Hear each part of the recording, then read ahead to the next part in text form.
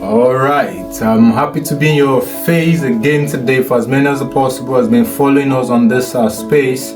Thank you so much for your support. And today we're going to be having it differently. Already you're seeing beside me a wonderful person. I call him Doom. He's going to be doing this with me today. And the topic we're going to be looking at today is change. For those who have been following this channel, you realize that probably we've trashed out this particular topic before, but seeing things from just your own perspective bring a kind of myopic way or myopic view of life to your perception. So when you bring other people to share their opinion, to share what they've worked for, what they've worked with that has worked for them, it's easy as well for you to see that actually, even though the perception of the perspective in which we are picking it from is different, at the same time we are still saying the same thing so that we can get to a particular goal. So change today is what we're going to be looking at.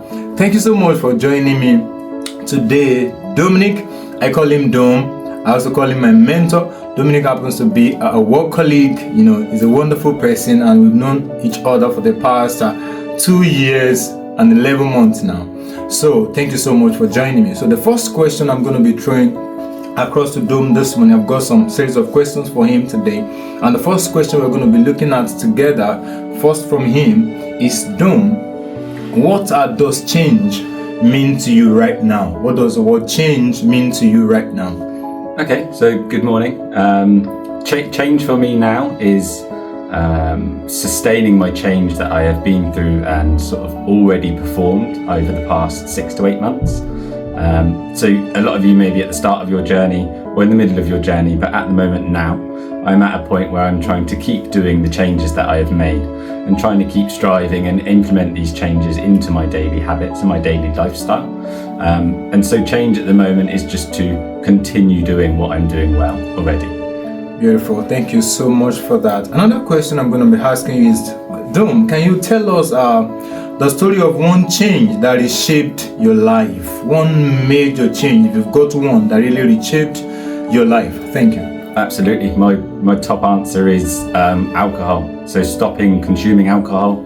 I was a fairly big drinker, I would say, but being a UK citizen, it's within our sort of culture to drink quite a lot, and I made the decision in June of this year to completely quit alcohol entirely. The reason I say that's been the biggest change is it's snowballed from not drinking alcohol. I started looking at nutrition, so I started looking at what foods I was eating and what I was putting into my body, as well as exercise. I've exercised more than I ever have in the 10 years I have been as an adult. Previous, I haven't been exercising at all. And since quitting alcohol, I do 5 to 6 days a week. Rather than drinking, I exercise. Oh, thank you so much. I would like to ask a further question on that. Can you tell us, for some people, when they say they try to stop something and there's this thing holding them back from stopping, can you tell us, was there anything that held you back when you tried to stop drinking? Absolutely. It was fear of not being accepted. It was fear of failure. Why would I quit alcohol? What would I be achieving without alcohol? For me, it was once I got my mind around that idea that without alcohol, that is the thing that is holding you back. That is the thing that isn't allowing you to succeed or progress and grow in your day-to-day life. It's the one thing that keeps you doing the same thing. So the same Friday night after work, you have a glass of wine, or you have a beer, or you watch the football on the weekends and you drink alcohol. It's what keeps you doing the same thing week in, week out. And once I realised that, that's when I could make my biggest change. That's beautiful. Thank you so much for that. And then what I found from my running was that the alcohol that I was consuming after my run negated all the hard work that I just did in the day. So that was where I went from intention to practice and action, and it snowballed from there. Wow, that's a powerful one. I like when you said you had the book in your shelf, probably somewhere around your house, and for months, and you didn't even go through it. And I'm sure that a lot of people as well, probably they made up their mind, oh, I'm going to stop to do this. I think I'm going to start watching my weight. I'm going to start going to the gym, and all they keep saying is that they are going to start. They do the same, but when it comes to the action, it's a whole lot of a whole lot of issues for them. I want you to say something to that as well.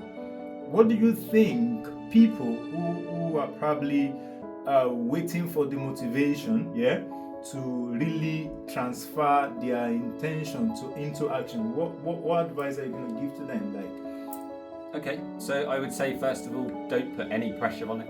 If you don't want to go out, you don't go out. If you don't want to go to the gym, you don't go to the gym. If you want to have a takeaway, you have a takeaway. Don't beat yourself up over those situations, because you will just end up not doing them at all. You need to be able to enjoy the changes that you're doing. So you need to enjoy going to the gym. You want to enjoy exercising, being in nature, going for a walk. As soon as you stop enjoying those things, then you're never going to sustain it long term. Oh, beautiful. Thank you so much for that as well. So let's move to the next question. Thank you.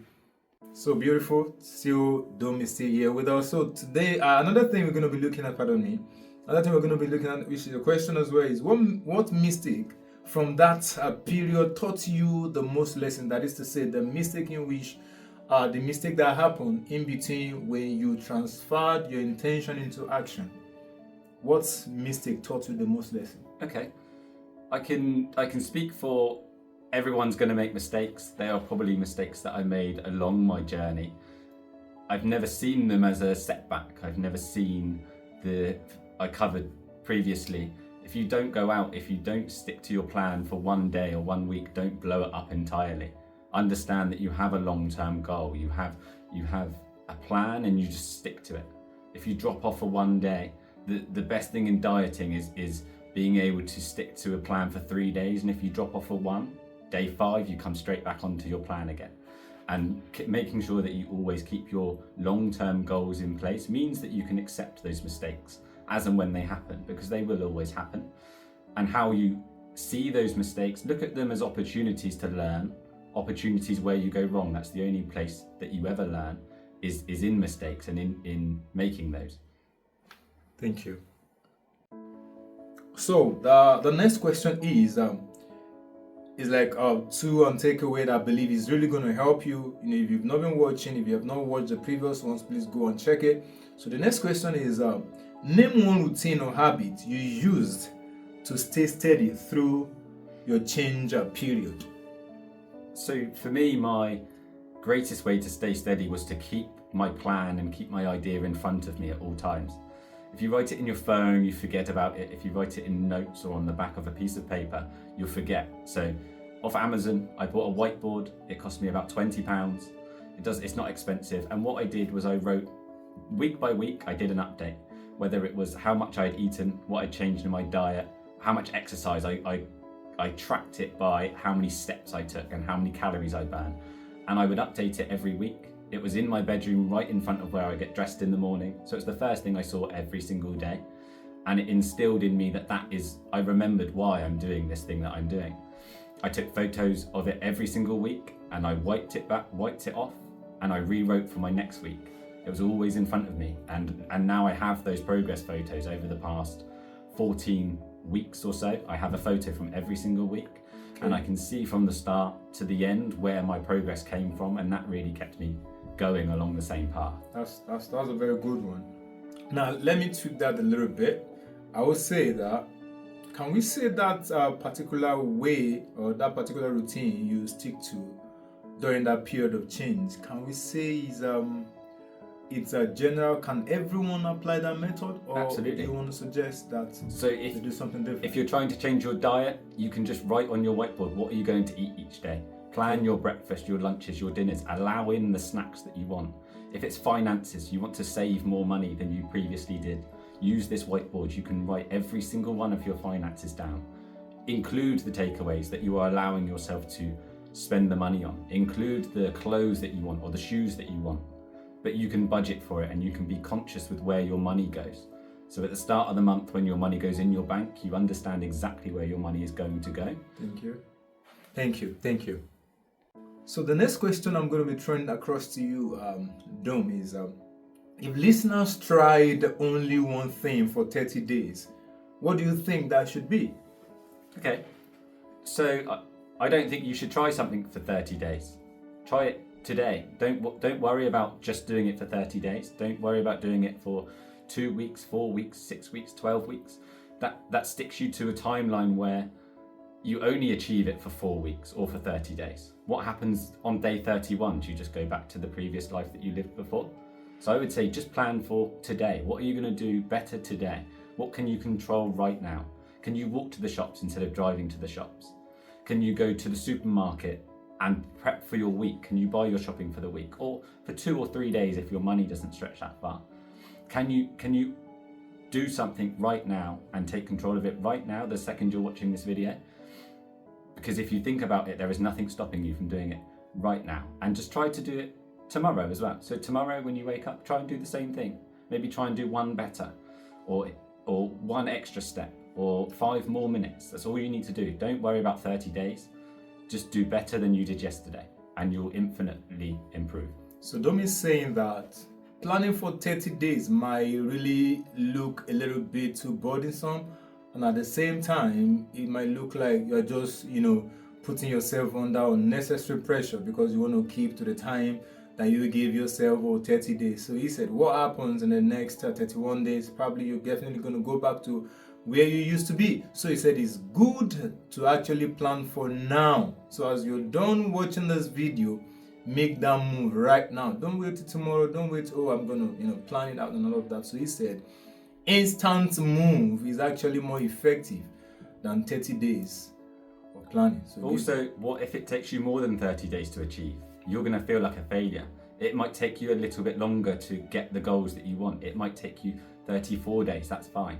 As long as you're focused on those 30 days, you're holding yourself accountable to something that might not be doable for you. So just do it day by day, and that's all you ever need to do. Thank you for that. So the next question is, looking back, which change are you most grateful for and why? Like, I'm sure there are a particular change that you are really grateful for. Then why? Why are you really grateful for that particular one? So my whole lifestyle as a change is what I'm grateful for. I have a lot of people that come up to me saying, you seem a lot happier recently. A lot of people compliment me, not on appearance because I'm not conscious of that, but just you genuinely seem happier. And I think for me, that's the greatest takeaway, that without needing to tell people, or they just see it in me. And so my biggest takeaway is my whole lifestyle change. I haven't forced anything at any point. I've got the right mentality. I've realized that the life that I want to live is this life, and there's nothing that's going to make me go back to the previous life that I was living. That's beautiful. Thank you. So to wrap up this conversation around change, this question and answer around change, and I believe so strongly that for those who are going to watch this from the beginning to the end, from the first video to the last video, I believe this is really going to help you. I believe so strongly, because the truth is, when you get to know the truth, just like the Holy Book says, when you know the truth will make you free. So when you are aware, when you are well informed, it helps you to be able to form your life the right way, or to shape your life the right way. So the last question, I believe, like a kind of word of advice for people from Dome, is in one sentence of advice to someone terrified. Can you just give one sentence of advice? There are a lot of people who are terrified of change. Yeah, they are scared of they having to go through a particular process. So to someone out there who is terrified of change, what is going to be your advice for that person? Okay, I would say, what have you got to lose by making that change? What negatives are you going to get from that change? Maybe write them down if you have to. Write down, what can I benefit from achieving this change? What do I take away from? You might have slightly less time in the beginning, but long term you're going to have a lot more benefits. You're going to have health benefits. You're going to think better. You're going to be physically better. That's it. I think that's enough. That's enough to take home.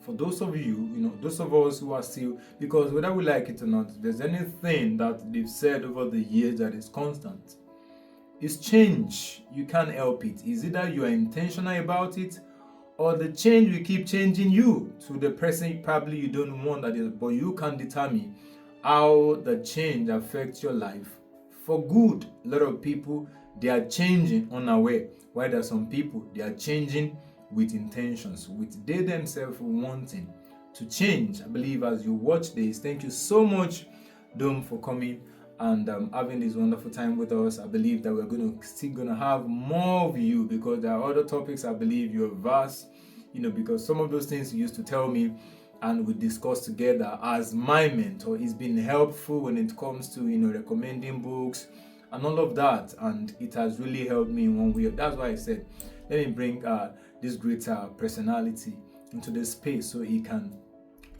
say one or two things to people that are really struggling with change. This is a great testimony. If he can change, then anybody can change. I don't know what that do, Monsieur. Say one or two things to those who are going to watch this video. I think just final outtakes. Don't be scared of failure. Failure is what you learn from. People only learn in struggle. You do not learn in success. So don't be scared of it. Embrace it. When you have a setback, just look at it, pick it apart. What did you do wrong? What could you do better the next time? And don't be scared of it. Just embrace it wholly. Thank you very much. We'll see you again. Bye.